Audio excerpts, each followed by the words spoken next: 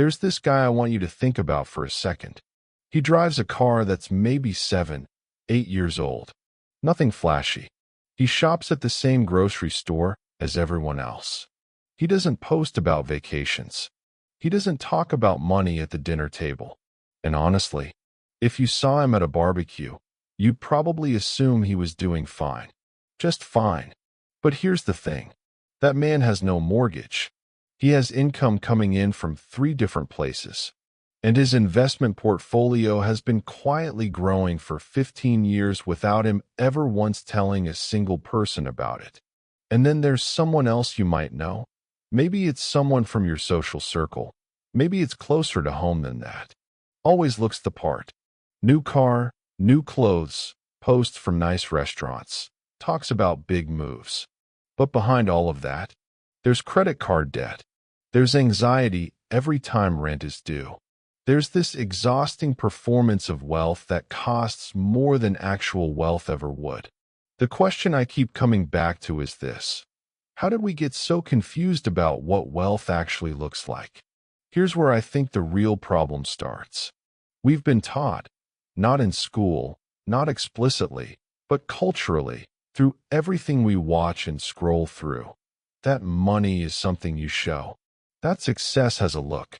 That if you've made it, people should be able to tell just by looking at you. And that idea is quietly wrecking people's finances. Because when you tie your financial decisions to how other people perceive you, you stop making decisions based on what actually builds wealth. You start making decisions based on what signals wealth. And those two things are almost completely opposite. The psychological term for this is something called status signaling. And it's not a character flaw, it's deeply human. We are wired, going back thousands of years, to want to signal our position in a group. It helped us survive. But in a modern world where a car payment can quietly drain your future for 5 years while looking impressive for 5 minutes, that instinct costs us. Most people don't know they're doing it. That's the honest truth. They're not being reckless on purpose. They're just following the script they were handed. Work hard, earn more, and let people see that you earn more. Nobody told them that the people quietly accumulating real, generational wealth are usually following a completely different script. One that most people never even hear about. Let me walk you through how this actually works in practice, because theory alone doesn't help anyone. There's a concept that behavioral economists talk about called lifestyle inflation. It's the idea that as your income grows, your spending tends to grow with it.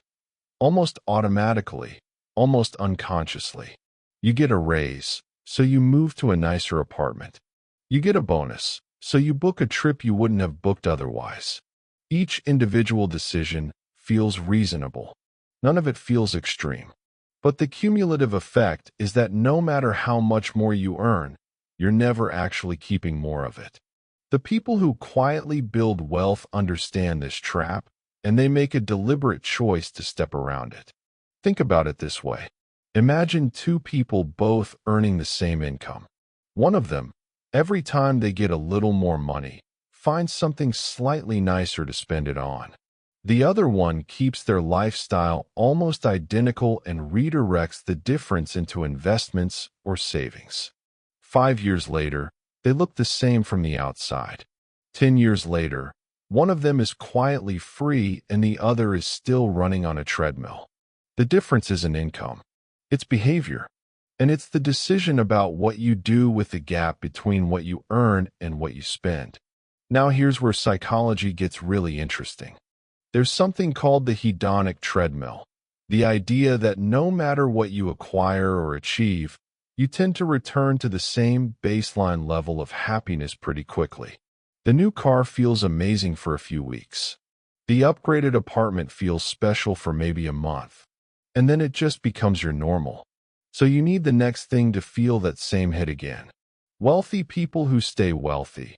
Not just people who earned a lot and then lost it, but genuinely stable, long-term wealthy people. Most of them have made peace with that treadmill. They've recognized that the feeling they were chasing through spending wasn't really about the object. It was about security, about respect, about feeling like they'd arrived somewhere. And then they found other ways to feel those things that didn't cost them their future. That's not about being cheap. This is important. Stealth wealth isn't about deprivation.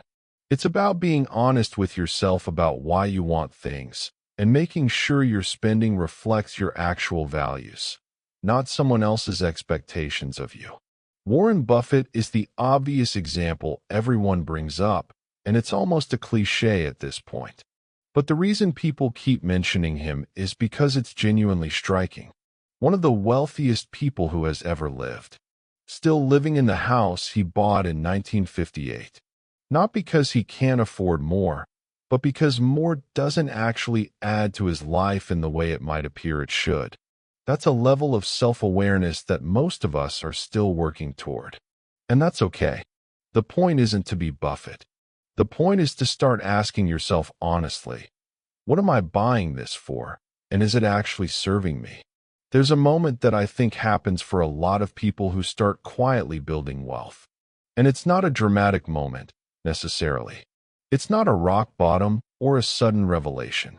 It's more like a quiet realization that sneaks up on you. It usually sounds something like this. I'm working this hard, and I still feel financially anxious. Something isn't adding up.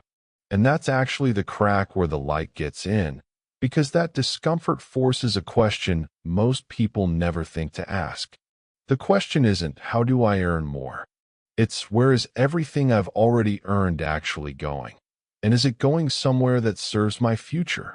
That shift from income-focused to asset-focused thinking is genuinely one of the most important mental moves you can make around money. An asset is something that works for you. A rental property that generates income every month. An investment account growing quietly in the background. A skill that opens doors. A business that runs even when you're not in the room. These things build net worth over time, invisibly, without you having to perform or prove anything. A liability is the opposite. And to be clear, not every liability is bad. Some are necessary. Some are fine in moderation. But a car you can't afford, a subscription you forgot you had, a lifestyle maintained purely for appearances. Those are quiet drains that work against you every single day, whether you're paying attention or not. The turning point is when you stop making decisions based on how they look and start making them based on what they do for your future. So if you're sitting with this and thinking, okay, I hear this, but what do I actually do? Here's how I'd think about it practically. The first thing isn't a financial strategy. It's a personal audit. Just spend a week noticing your spending and asking one simple question for each thing. Is this for me? Or is this for someone else's perception of me? You don't have to judge the answer. You just have to be honest. A lot of people find that question alone shifts something. The second thing is automation. Not because it's clever, but because willpower is unreliable.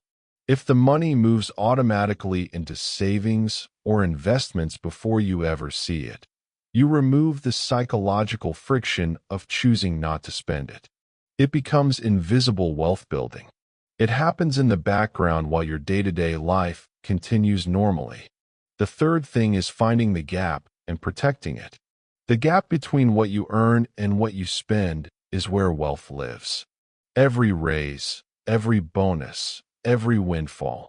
Instead of letting your lifestyle expand to absorb it, ask yourself what it would mean for your future if you redirected even half of it. Not all of it. Not some extreme sacrifice. Just half. Over years, that gap compounds into something meaningful. And the fourth thing, and this one is quieter but maybe the most important, is to stop narrating your financial journey out loud to people who aren't invested in your long-term outcome. Not because secrecy is a virtue, but because external validation is expensive. When you announce every win, you invite expectations. When you share every financial move, You invite opinions. The quieter you are about what you're building, the more freedom you have to actually build it. Like this video and subscribe for more valuable content on personal finance and how to build wealth. Because I like connecting personally with our community, let me know in the comment where you are watching from. I will see you in the next video.